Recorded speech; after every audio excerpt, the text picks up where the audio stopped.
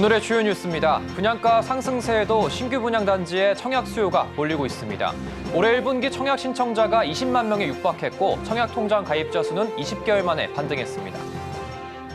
금융감독원이 2달째 NH농협금융지주와 계열사에 대한 고강도 검사를 이어나가고 있습니다. 이 농협 지배구조를 겨냥한 현장 검사를 진행 중인 가운데 최근엔 NH농협은행에서 발생한 담보가치 부풀리기 금융사고를 점검 중입니다. 총선이 법야권의 승리로 끝나면서 정부가 추진 중인 유통법 개정안이 사실상 폐기 수순을 밟게 될 것이란 전망이 나오고 있습니다. 이슈플러스에서 짚어보겠습니다. 총선 결과에 따라 윤석열 정부가 추진하는 기업 밸류업 프로그램이 추진 동력을 잃을 거란 우려가 나오고 있습니다. 금융주를 필두로 저 PBR주의 하락세가 두드러지고 있는데 증권가는 자동차 등 실적 개선주에 주목하고 있습니다.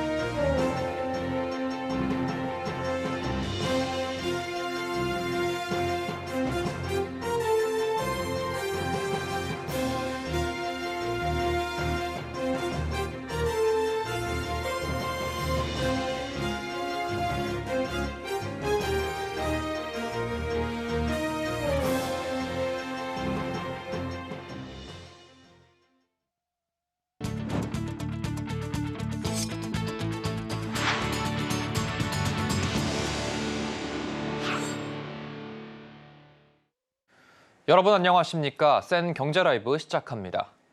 침체됐던 아파트 청약 시장이 다시 활기를 띠는 모습입니다. 올해 1분기 아파트 청약자 수가 20만 명으로 집계됐는데 지난해와 비교해 2배가 넘는 수준입니다. 정부의 청약 규제 완화가 큰 영향을 미친 것으로 풀이되고 있습니다. 이재영 기자입니다. 정부의 청약 규제 완화로 청약 당첨 확률이 높아지자 청약 열기가 되살아나는 모습입니다. 직방이 한국부동산원의 청약 결과를 분석한 자료에 따르면 올해 1분기 전국 1순위와 2순위 아파트 청약 신청자는 약 19만 8천 명입니다. 이는 지난해 1분기 8만 2,500명 정도였던 것과 비교해 11만 명가량 증가한 수준입니다. 전국 1순위 청약 경쟁률도 크게 올랐습니다. 지난 2월 경쟁률은 4.8대 1로 나타났는데 전달 0.3대 1이었던 것과 비교해 16배가량 오른 수치입니다.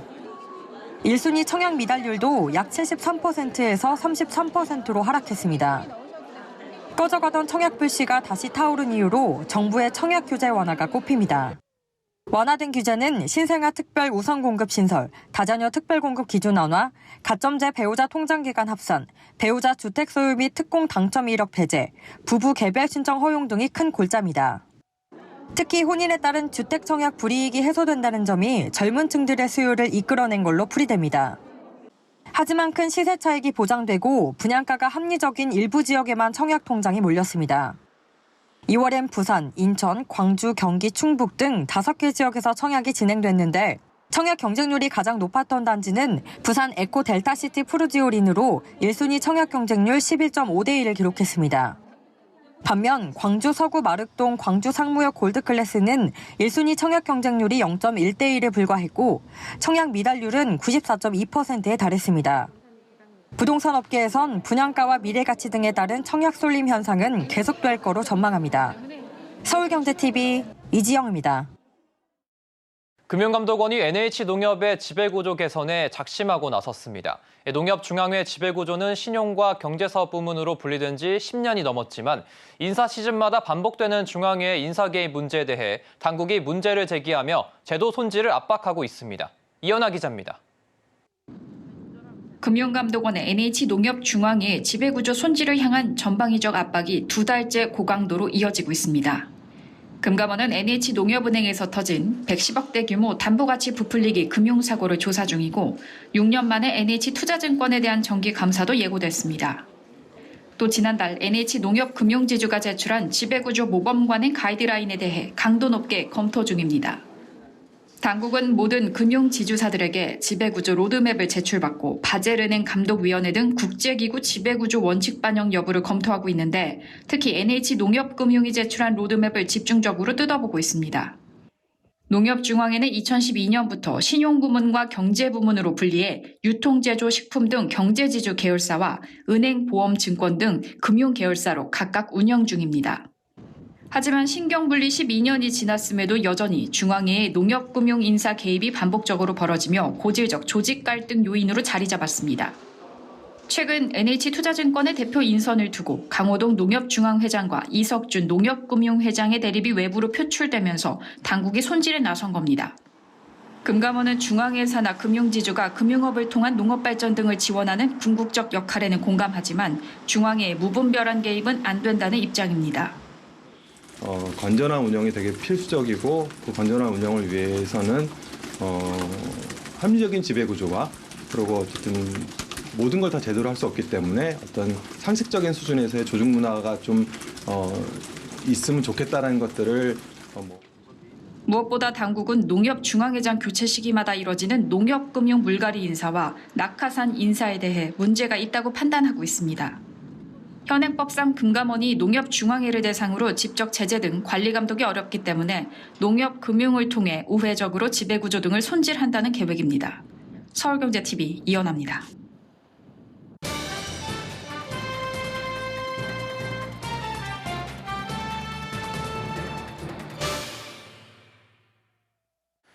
정부가 추진 중인 유통산업발전법 개정안은 현재 21대 국회에 계류 중입니다. 그런데 이번 총선이 범야권의 승리로 끝나면서 유통법 개정안은 사실상 폐기 수순을 밟게 될 것이란 전망이 나오고 있습니다. 이와 관련된 자세한 이야기 산업위부 이혜란 기자와 함께 해보겠습니다. 안녕하십니까? 네, 안녕하세요. 지난 1월에 정부가 이 대형마트 공휴일에 대해서 의무 휴업을 규제하도록 논의해보겠다 이렇게 했는데 이번 총선 결과로 정부가 주도해온 이 유통법 개정안이 좀 무산될 수 있다는 우려가 나오고 있습니다. 네, 앞서 1월 23일 정부는 이제 제5차 국민 민생 토론회에서 이 대형마트에 적용되던 공휴일 의무 휴업 규제를 전면 폐지를 논하겠다고 발표했습니다. 이 대형마트가 주말 대신 평일로 휴일을 정할 수 있게 하고 새벽 시간에 금지됐던 온라인 배송을 허용한다는 내용이었는데요. 국회 상임위원회에 계류 중인 유통법 개정안은 이번 22대 총선에서 야당이 압승을 거두면서 사실상 폐기 수순을 밟을 거라는 그런 예측이 나오고 있습니다. 더불어민주당 등 야당이 유통법 개정안에 반대 의사를 밝혔기 때문입니다. 이번 21대 국회는 5월 말 임기가 끝나는데요. 새 국회 임기가 시작되면 21대 국회에서 발의됐다 이제 계류된 법안들은 자동 폐기가 됩니다. 하지만 22대 국회도 여소야대 상황인 만큼 다시 법안을 발의한다고 해도 민주당이 이제 다수당인 상태이기 때문에 개정 법안은 통과가 어려울 수 있다는 그런 관측도 나오고 있습니다. 이 유통법 개정안에 반대하는 측은 어떤 이유에서 반대를 하고 있습니까? 네, 유통법은 2012년에 이제 전통시장을 보호하고 또 대형마트의 근로자들의 그 휴식을 보장한다는 취지로 마련이 됐습니다. 매월 둘째, 넷째 주 공휴일에 대형마트가 의무적으로 휴무한다는 내용을 담고 있습니다. 각 지자체가 이에 당사자와 합의할 경우에는 평일 변경이 가능하지만 협의에 어려움을 겪고 있어서 현재는 이제 서울 서초구, 동대문구, 대구, 부산 등 일부 지역을 제외하고는 공휴일 휴업 규제를 따르고 있습니다. 민주당 측 관계자는 인터뷰를 통해서 대형마트의 공휴일 의무 휴업까지 풀어주게 되면 소상공인들이 판로가 없는 상황에서 이 목숨줄을 끊는 것과 다름이 없다고 답을 했습니다. 지역 활성화가 돼야 하는데 유통법 폐지는 이를 방해하고 대기업의 배만 불릴 수 있다고 답을 했습니다.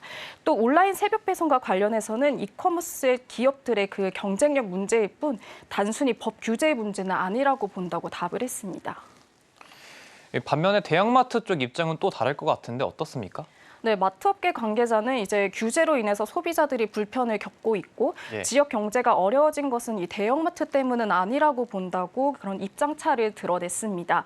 오히려 대형마트가 영업을 하면은 이제 주변 상권이 활성화된다는 여러 연구 결과가 있다며 이제 의무 휴업 제도가 도입 취지와 달리 지역 상권 활성화 효과는 미미하다고 지적을 했습니다. 실제로 전문가들은 대형마트 규제가 소비자 그리고 소상공인, 대형마트에 모두 피해를 준다는 의견을 내놓기도 했습니다.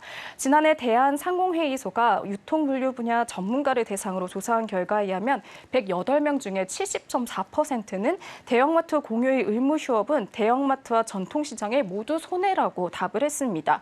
대형마트 규제가 전통시장으로 발길을 돌리도록 만드는 게 아니라 오프라인 장보기를 멈추게 한다는 의미입니다. 유통법으로 생긴 규제가 오프라인 이 시장을 오히려 침체시키고 또 대형마트에 역차별을 준다 이런 말들도 나오고 있던데요. 네, 코로나 이후로 온라인 이커머스의 성장은 정말 폭발적이었습니다. 일각에서는 팬데믹 이후로 온라인 장보기 시장이 더욱 커지면서 오히려 유통법으로 이커머스 업계가 반사이익을 얻었다고 보는데요. 유통법으로 대형마트의 새벽 배송이 막히면서 온라인으로 전환되는 시기에 대형마트가 자리를 잡지 못하는 원인이 됐다고 분석한 겁니다. 또 최근엔 중국 이커머스 플랫폼 알리익스프레스마저 딸기나 참외, 계란 등 신선식품을 판매하면서 카테고리를 확장하기 시작했습니다. 반면 오프라인 유통 1위인 이마트는 창사 이래 처음으로 이제 희망퇴직이라는 그런 카드까지 꺼내들 만큼 흔들리는 상황인데요. 업계 관계자는 유통법을 마련한 10여 년 전에는 이제 대형마트가 성장을 하는 추세였지만 현재는 산업 환경이 완전히 크게 달라진 만큼 유통법도 개정이 필요하다면서 이 개정안이 폐기 수순을 밟게 될 수 있다는 점에 아쉬움을 드러냈습니다. 네, 오늘 말씀 잘 들었습니다. 감사합니다.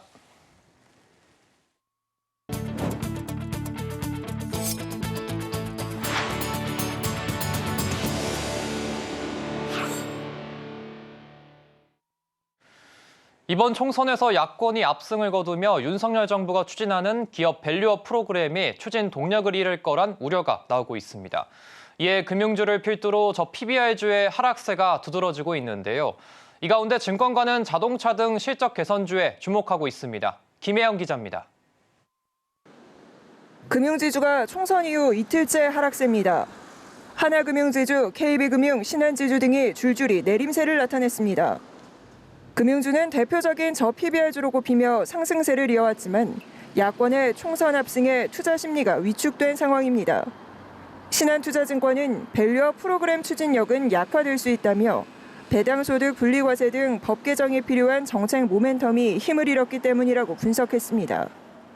이에 증권가의 시선은 반도체와 자동차 등 실적 개선주로 향합니다. 17개월 만에 최고치로 치솟은 환율도 두 업종에 우호적이라는 평가입니다. 특히 증권가는 현대차를 긍정적으로 평가하고 있습니다. DB금융투자는 32만 원, KB증권은 29만 원으로 현대차의 목표 주가를 올려잡았습니다. 1분기 실적 기대치를 상회할 것이란 전망이 주가 상승의 원동력으로 자리할 것이란 분석입니다. DB금융투자는 현대차는 올해 1분기 3조 7,180억 원의 영업이익을 거둘 것으로 추정하고 있습니다. DB금융투자는 현대차는 지속적인 주주환원 확대와 탄탄한 실적이 밸류에이션 개선으로 연결될 것으로 보인다고 진단했습니다. 삼성전자와 SK하이닉스 등 1분기 호실적이 기대되는 반도체주도 긍정적입니다. 키움증권은 향후 반도체 기업의 호실적 발표에서 가격 인상에 대한 언급 여부가 주가의 추가 상승을 결정할 것이라며 2분기까지는 반도체 업종에 주목해야 한다고 강조했습니다. 이와 함께 금융투자소득세 폐지도 제동이 걸렸습니다. 정부와 여당은 폐지를 주장하는 반면 야당은 당초 계획대로 2025년 도입을 주장하고 있습니다. 금투세를 폐지하려면 소득세법 개정이 필요한데 야당이 과반 의석을 차지하면서 법 통과가 불투명해진 상황입니다. 금투세는 주식과 채권 등 금융상품의 수익이 5천만 원을 넘을 경우 20%, 3억 원을 초과할 경우 25%로 세금을 일괄 부과하는 제도입니다. 서울경제TV 김혜영입니다. 보험사들이 재산보험 시장을 둘러싸고 경쟁을 본격화하고 있습니다. 이 보험사들은 만성 질환자를 대상으로 가입 문턱을 낮추거나 기존의 보험금 지급이 어려운 항목마저 보장해주겠다고 나서는 등 시장 공략을 강화하고 있는데요. 이 업계 안팎에서는 재산보험 시장 내 경쟁이 과열되면서 시장 질서가 훼손될 수 있다는 우려도 나오고 있습니다. 김도화 기자의 보도입니다. 손해보험사가 장악하고 있던 재산보험 시장에 생명보험사들이 적극적으로 뛰어들면서 고객 유치 경쟁이 치열해지고 있습니다. 종신보험에 주력하던 생명보험사들이 저출산 고령화 등으로 성장세가 둔화하자 재산보험을 새로운 수익원으로 보고 공략에 나선 겁니다. 재산보험은 질병이나 상해 또는 그로 인한 간병 계약을 대상으로 합니다. 생명보험과 손해보험의 성격을 모두 가지고 있어 재산보험으로 분류합니다. 지난해부터 도입된 새로운 회계제도에서는 보험계약 마진, 즉 CSM이 실적에 중요한 영향을 미치는데 보험사는 재산보험 판매를 확대할수록 CSM 확보에 유리해져 생보사들이 재산보험 시장 강화에 힘을 쏟고 있습니다. 이에 대응해 손보사들은 틈새 시장을 노린 여성과 시니어, 치아 등 특화보험을 강화하는 모습입니다. 유병자 수요도 흡수하기 위해 만성질환자를 대상으로 보험가입 문턱을 낮추거나 기존의 보험금 지급이 어렵던 항목마저 보장해주겠다는 상품이 속속 출시되고 있습니다. 교보생명은 어제 당뇨와 고혈압 등 10가지 만성질환에 대해 가입 심사를 완화하겠다고 밝혔습니다. 그동안 관련 병력이 있으면 보험료가 비싸거나 가입이 까다로웠던 소비자들까지 끌어모으겠다는 모양새입니다. 에이스 손해보험은 지난달부터 미래든든 치아 안심보험이란 상품을 판매하고 있는데 이달 들어서 보험료를 대폭 인하하고 가입 연령도 기존 20세에서 70세로 확대했습니다. 한화손해보험은 최근 난임 관련 혜택으로 특화한 여성 전용 건강보험을 내놨습니다. 초고령화 추세에 따른 치매 간병보험도 대거 쏟아져 나오면서 보장은 늘어나고 보험료는 내려가는 경쟁이 가속화하고 있습니다. 그러나 재산보험 시장이 가열되면서 업계 안팎에서는 우려의 목소리도 나옵니다. 소비자는 그 기업이 가지고 있는 데이터보다 훨씬 더 적은 데이터로 자신의 위험을 접근해야 하다 보니 정보 비대칭이 심화될 수 있고요. 그러면은 그 불안전 판매가 이루어질 가능성도 있습니다. 재산보험 시장 경쟁이 심화하면 단기적으로는 소비자가 수혜를 입겠지만 자칫 불안전 판매를 부추길 수 있다는 관측이 나옵니다. 서울경제TV 김도아입니다. 한국은행이 기준금리를 연 3.5%로 묶고 통화 긴축 기조를 유지하기로 했습니다. 한은은 금융통화위원회 오늘 오전 서울 중구 본관에서 통화정책방향회의를 열고 기준금리를 현 수준 3.5%에서 동결한다고 밝혔습니다. 한은은 지난해 1월 기준금리를 0.25%포인트 인상한 뒤 동결 없이 유지하고 있어 10회 연속 제자리 걸음입니다. 금융통화위원회는 물가 상승률 둔화 추세 유지가 예상되지만 아직 높은 수준이고 주요국 통화정책과 환율 변동성, 지정학적 리스크 전개 양상 등 불확실성이 여전히 크기 때문에 긴축 기조를 유지하기로 했다고 동결 배경을 설명했습니다. 또 올해 경제 성장률에 대해서는 IT 경기 호조 등을 근거로 지난 2월 전망치인 2.1%와 부합하거나 상회할 가능성이 있다고 전망했습니다. 다만 소비자 물가 둔화 흐름이 주춤한 모습을 보이고 있어 물가 흐름을 좀 더 지켜볼 필요가 있다고 판단했습니다. 이어서 향후 경기 성장에는 주요국의 통화 정책, IT 경기 개선 속도, 부동산 PF 구조 조정 등의 영향을 받을 것이라고 전망했습니다. 하나은행이 미국의 글로벌 금융 경제 전문지 글로벌 파이낸스가 선정한 2024 대한민국 최우수 은행상을 수상했습니다. 글로벌 파이낸스는 하나은행이 전 세계 105개국 1,193개 은행과 체결 중인 국내 최다 규모 환거래 계약으로 외국환과 무역금융 분야에서 한국 내 선두 자리를 고수하고 있는 점을 높이 평가했다고 설명했습니다. 나아가 하나은행이 혁신적 디지털 상품 출시와 사용자 중심 서비스 등을 제공하고 있는 점 등을 높이 평가했다고 선정 이유를 밝혔습니다. 글로벌 파이낸스는 각국의 은행, 업계 분석가, 기업 임원, 기술 전문가 등을 대상으로 세부적인 설문조사를 진행해 매년 국가별 최우수 은행을 선정하고 있습니다. 이번 수상으로 하나은행은 글로벌 파이낸스지로부터 대한민국 최우수 은행 부문에서 총 8회째 선정됐습니다. 하나은행은 앞서 글로벌 파이낸스로부터 총 23회 대한민국 최우수 외국환 은행, 대한민국 최우수 무역금융은행 부문에 각각 선정된 바 있습니다.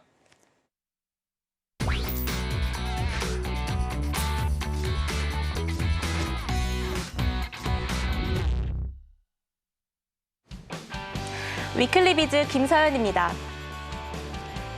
첫 소식입니다. GS25에서 출시한 8인분짜리 전보라면. 요샌 없어서 못 팔 정도라는데요. 지난해 5월부터 출시된 전보 용기면 시리즈의 누적 판매량이 지난달 기준 300만 개를 돌파했답니다. 유튜브엔 이 전보라면 완그릇에 도전하는 먹방 영상들이, 각종 SNS엔 전보라면을 찾으러 동네 편의점을 다 뒤졌지만 실패했다는 하소연이 넘쳐납니다. 인기 이유에 대해 주 소비자인 MZ세대는 신기하고 재미있어서라고 답합니다. 맛있어서, 필요해서가 아닌 재밌어서 상품을 구매하는 이른바 펀슈머인 셈이죠. GS25는 이런 인기에 힘입어 앞으로도 다양한 라인업을 선보이겠다고 전했습니다.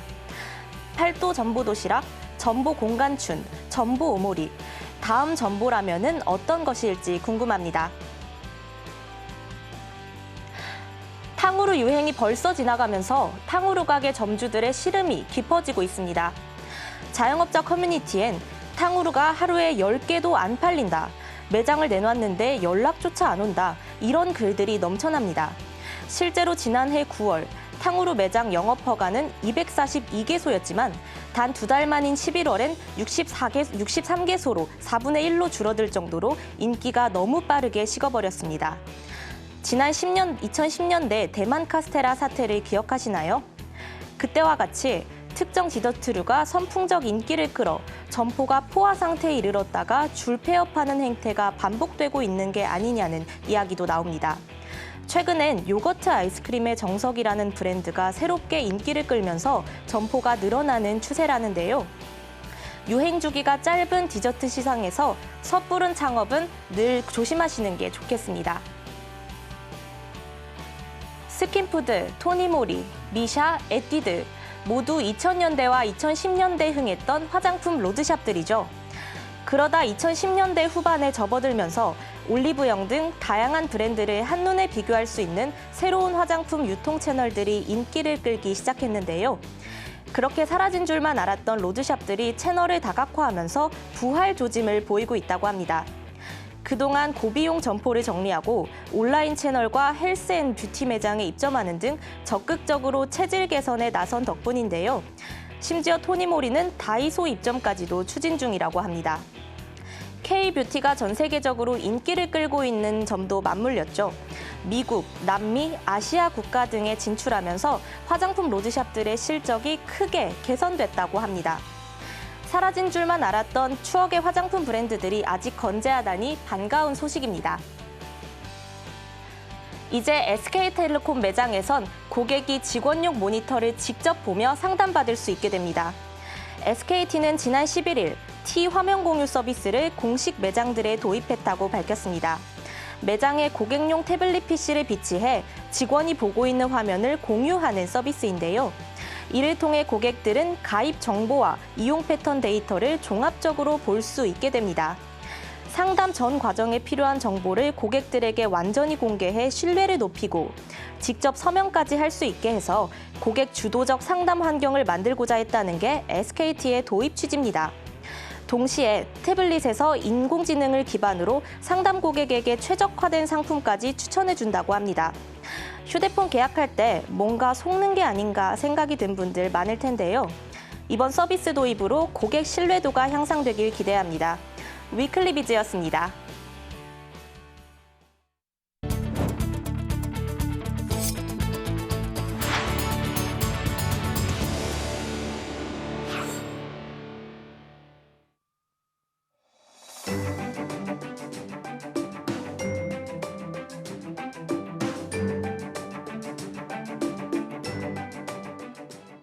안녕하세요. K웨더 라이프스타일 예보 박성훈입니다. 오늘 전국 하늘은 맑았는데요. 제주도에는 저녁부터 비가 내리기 시작해 내일 새벽까지 5mm가량 비가 오겠습니다. 내일도 전국적으로 맑겠는데요. 하늘에는 구름만 조금 있겠고 일요일인 모레는 점차 구름이 많아지며 전남과 제주의 하늘은 흐려지겠습니다. 오늘 서울 24도, 춘천과 대구 25도, 부산 22도 등으로 낮 기온이 많이 올랐는데요. 내일은 기온이 더 오르며 일교차도 크겠습니다. 내일 아침 기온은 서울 13도, 춘천 9도, 대구는 12도로 오늘 아침과 비슷하거나 더 높게 시작하겠는데요. 낮에는 서울 26도, 춘천과 대구 27도까지 오르며 일교차가 더 벌어지겠습니다. 기온 변화로 인한 건강관리에 유의하시기 바랍니다. 다음은 자세한 지역별 내일 기온입니다. 중부지방의 아침 기온은 수도권 12도 내외, 대전 10도, 춘천 9도 보이겠습니다. 낮에는 서울 26도, 인천 23도, 대전 25도 등으로 기온이 많이 오르겠습니다. 동해안 지방 속초 12도, 강릉 13도로 아침을 시작하겠습니다. 낮 최고 기온은 속초와 강릉 24도, 울진 20도가 예상됩니다. 남부지방 전주와 광주 13도로 아침을 맞이하겠습니다. 낮에는 대구 27도, 부산 22도, 제주 21도를 보이겠습니다. 내일 전해상 구름 많은 가운데 남해상에는 비가 내린 후 개겠습니다. 물결은 잠잠하겠습니다. 일요일까지 낮 기온이 많이 오르며 초여름 같은 날씨를 보이겠습니다. 다음 주 월요일에는 전국적으로 비가 내리며 더위가 한풀 꺾이겠습니다. 날씨였습니다. 이상으로 센 경제 라이브 마칩니다. 함께해 주신 여러분 고맙습니다.